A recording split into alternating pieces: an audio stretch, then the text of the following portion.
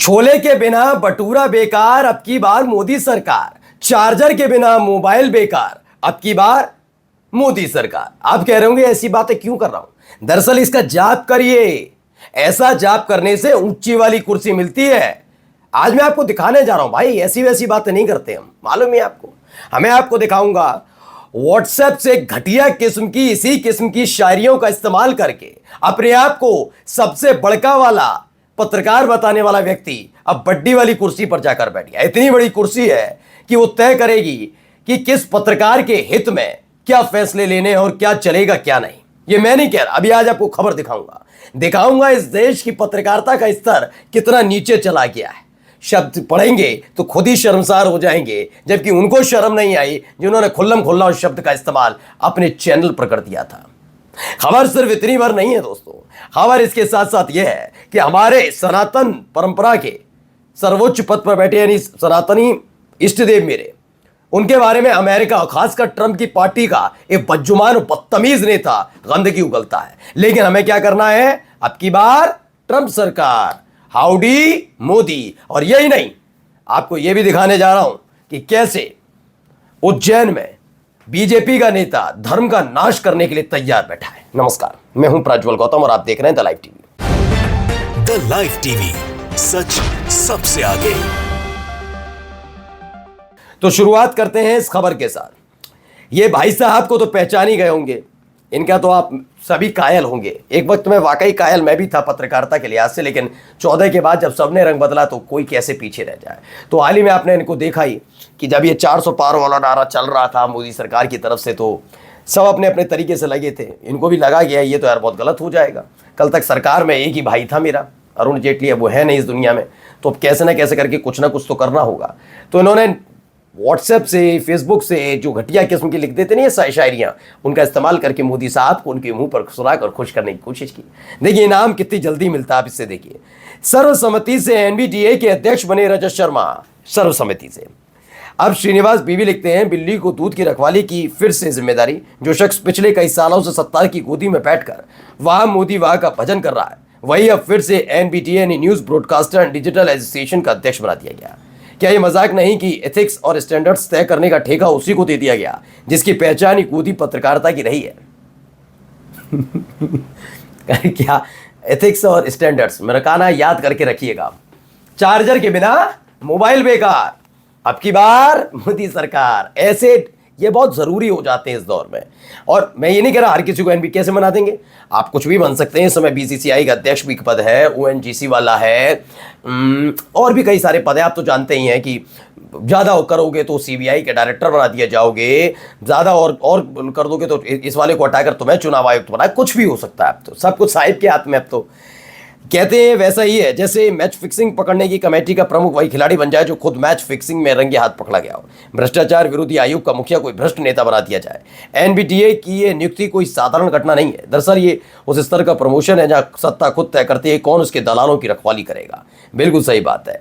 अगली देखिए, अब मैं नहीं पढ़ूंगा भैया, मैं कोई स्ट्राइक साउंड, पाक एयर स्ट्राइक 30 पाकिस्तानीज और तमाम चीज़ें, ये इंडिया मैटर्स से एनडीटीवी पर लिखा है, शेवरूर हैं। तो मैं आगे का नहीं पढ़ूंगा, जो है उसको आप अतुल चौरसिया की जुबानी पढ़िए, सुनिएगा। बहुत अच्छे पत्रकार हैं अतुल चौरसिया। क्या लिखते हैं, एनडीटीवी वहाँ पहुँच गया जहाँ पहुँचाने के लिए सारा प्रपंच हुआ था। आश्चर्य यही है कि इतना जल्दी पहुँच गया, इसकी उम्मीद नहीं थी। आगे आप पढ़ लीजिए, इन्होंने अंग्रेज़ी में जो एनडीटीवी ने वाकई लिखा वो उन्होंने हिंदी में लिख दिया है। कौन सी वाली पत्रकारिता, मुबारक हो। तो देख लीजिए, ये तो इनकी पत्रकारिता है इन लोगों की। और फिर कहते हैं कि तुम तो गुलाम पत्रकार, तुम तो ये पत्रकार। अब आप कौन से वाले पत्रकार हैं जरा तय कर लीजिएगा भाई। अलग अलग तरह के पत्रकार हैं ना, बटुआ पत्रकारिता, एनर्जी टॉनिक वाली पत्रकारिता, आम काट कर खाते हैं या चूस कर खाते हैं, कैसे खाते हैं। अब ये वाली नई पत्रकारिता, ये वो आया था एक आजकल बीजेपी का प्रवक्ता बना फिरता है जिसने खुलेआम किसानों को गाली बकी थी और उससे पहले उछल कूद पत्रकारिता करता था। अब आइए लिखते हैं, नवारा टाइम्स की एक खबर है जिसमें रणजीत ने बताया है कि हनुमान फर्जी भगवान, अमेरिका ईसाई देश, ट्रंप की पार्टी के नेता ने दिया विवादित बयान। ये रणजीत ने ट्वीट किया और लिखा, मुसलमानों पर भी उगल चुके हैं जहर। यह आदमी गंदगी उगलता है, लेकिन हमें क्या करना है, याद रखना अंध वक्तों, हाउडी मोदी। क्या करना है, हाउडी मोदी, बस। ठीक है ना, ये हमारे सनातन के लिए कहता, हमारे लिए मोदी से बड़ा भगवान नहीं है। ठीक है ना। एमपी कांग्रेस का है ये अब मसला, इस पर लेकर क्यों विवाद हो रहा है जरा मैं बताता हूं, पहले सुनिए क्या हुआ। ठीक है, और ये हमारा तिरंगा झंडा है कांग्रेस का। हम गांधीवादी तरीके से हम ये जो डंडे झंडे लेके आए थे, हम ऐसे डंडे लेकर जा रहे हैं। जिस तरह से भारतीय जनता पार्टी के जिला अध्यक्ष ने टिप्पणी की, आप लोगों ने सुना, कम से कम आप लोगों का खून खोला हो, क्योंकि आप तो लोगों की 24 घंटे सेवा करते हो। खुलेआम भगवान महाकाल की नगरी से मुख्यमंत्री जी का चहेता भारतीय जनता पार्टी का जिला अध्यक्ष बोल रहा है धर्म का नाश हो। ये सर्व की बात है उज्जैन बाबा महाकाल की नगरी का हम सब लोगों के लिए। कांग्रेस पार्टी धिक्कार, कड़े शब्दों में निंदा करती है। बिल्कुल, वो आपको हमने सुनवाया भी था। एमपी कांग्रेस उज्जैन में भाजपा नगर अध्यक्ष द्वारा मन से धर्म का नाश हो जैसे शर्मनाक और आपत्तिजनक बयान ने हिंदू धर्म की मर्यादा के अपमान के साथ भाजपा की दोहरी मानसिकता को उजागर किया। दरअसल उस ऑडियो वीडियो में देखा गया, पहले तो वो धर्म का नाश हो बोलता है और कांग्रेस का सत्यानाश हो बोलता है। पीछे से खड़ा हुआ आदमी आता है और समझाता है कि आपने गलत बोल दिया, तब भी उसे शर्म नहीं आती। वो आदमी कहता है कि हाँ ठीक है, अब फिर कहता है धर्म का नाश हो, मतलब कुछ भी बोलो अंटचट, क्योंकि इनको मिला हुआ है सर्टिफिकेट कि आप सनातन का अपमान करिए, हिंदू देवी देवताओं का अपमान करिए, गंदगी उगलिए, आपको कोई कुछ नहीं कहेगा, क्योंकि आपके मुखमंडल से निकला एक एक शब्द संवैधानिक है और वो इस समझ ली महान होगा इस शब्द। आप गंदा गाली भी बक देंगे तो कोई फर्क नहीं, जैसे प्रेम शुक्ला ने बक दी, माँ की गाली बकी, लेकिन फर्क नहीं पड़ा, तब भी ये बहुत बहुत दूध की धुरी पार्टी और उनके नेता हैं। आइए अब अगली वाला देखिए खबर ये।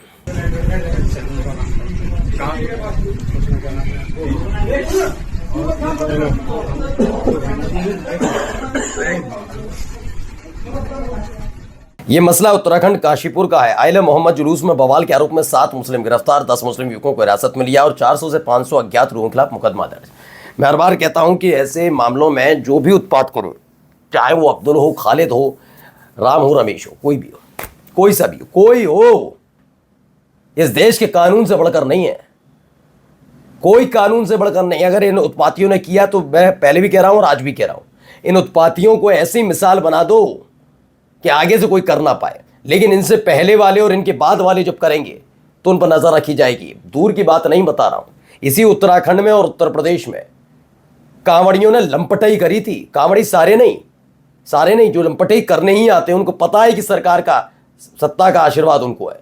पुलिस वालों से लेकर लड़कियों से, बच्चियों से, महिलाओं से, हिंदू लोगों से लंपटाई, गाड़ी तोड़ फोड़ जो कर रहे थे, कितनों का जुलूस निकाला पुलिस ने, वो क्यों नहीं? क्या जो भगवा पहन कर आएगा अपने आप कांवड़िया कहलाएगा, उसे लाइसेंस दे दिया गया है क्या? बता पाएंगे? मैं फिर कह रहा हूं, चाहे कोई हो, इस देश के कानून के साथ खिलवाड़ करे, गिरेवा पकड़ो, खींच के ले जाओ। लेकिन यहां क्या होता है, एक देश दो विधान, मैं हिंदू तू मुसलमान, बस यही खेल है। अगर नहीं है तो इनके साथ जो किया जा रहा है उनके साथ क्यों नहीं किया गया? मैं तो अब भी कहता हूं उनके साथ सही किया, इन्होंने किया बवाल तो, लेकिन उनके साथ नहीं किया, ये तुम्हारी नैतिकता दिखाती है। और इसमें अगर जो और लोग कहते होंगे कि पुलिस की जिम्मेदारी, कोई पुलिस की जिम्मेदारी नहीं है। पुलिस वाले भी जानते हैं अगर कार्रवाई कर दी कल ट्रांसफर कर दिए जाएंगे। हमें भी याद है बरेली के एसएसपी का क्यों ट्रांसफर कर दिया गया था, क्योंकि उन्होंने कांवड़ियों के भेष में लंपटाई करने वालों को सबक सिखा दिया था। तो वो जानते हैं सरकार से जीत पाओगे नहीं ना, तो वो जानते थे, इसलिए अब पुलिस वाले भी क्या करें, वो देख रहे हैं साफ साफ। आइए, नमाज के दौरान बजाय डीजे मना करने पर किया हमला, पुलिस युवक के सिर पर आई, मुस्लिम युवक के सिर पर गंभीर चोटें आई है। नमाज हो रही थी, बस उनसे कहा कि थोड़ी देर डीजे बंद कर दीजिए, नहीं माने और कूट दिया गया। ये बदतमीजियां हो रही हैं, खुलकर करिए, कोई दिक्कत नहीं। डीजे बजाने से सिर में दर्द नहीं होता, कान फटते नहीं है, नमाज से दिक्कत होती है और होनी भी चाहिए, क्योंकि ये मुसलमान हैं। 2014 के बाद नियम बदल चुके हैं। यहाँ देखिए, ये देखो, ये काशीपुर की यही तस्वीर है, देख लीजिए क्या क्या किया जा रहा है, देखते चलो।